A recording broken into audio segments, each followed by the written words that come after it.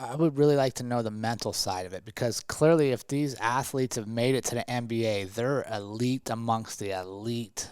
What would you say, top 0.5% of humans would ever make it to that level? Yep. How were you able to connect with them and get them to go even further to separate themselves at that rare air?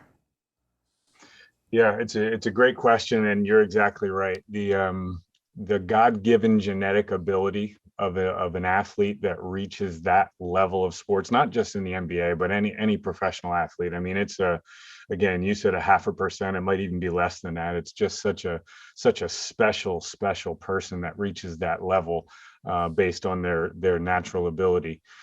And then to answer your question, you take the work ethic part of it, the commitment to personal excellence part of it, which my small piece of that represented, the weight room and the conditioning world, and everything you do to reduce your risk of injury, and what you do with your sports medicine professionals, a physical therapist, and everything. And that's all kind of bucketed into this world of professionalism, where obviously they're wired to want to play basketball, but there's a whole other set of activities or um, day-to-day tasks that a pro athlete does to grow their ability to be successful, their opportunity to be successful. And it's not just what you see, during the game, and it's not just the practice that people know. Most of those guys arrive an hour or two before the scheduled practice time starts, and they may stay an hour or two later. And there's a bunch of items, right, or things that they do to prepare for practice that gets them ready to really succeed on a high level. And one of those is the weight room, right? And you talked about the mental component, and I think the biggest thing is to get yourself in a position to have a regular, sustained commitment to it over the course of an NBA season for 6 months.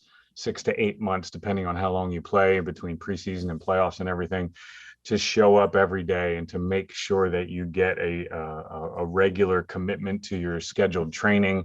And don't get too high, don't get too low, but just know it's all part of the grind of the NBA season, that in order to stay healthy and to withstand the rigors of travel and public scrutiny of playing at night and all that stuff, that to take care of your body, both from showing up in the weight room and committing to the program, and then everything that comes with sleep and nutrition and recovery and everything, that there is a big mental component to that. And to be able to commit to it as a professional, to continue to do it over and over, even after losses, even after late arrivals, after flights and all that stuff, that's a big piece of it to be really successful.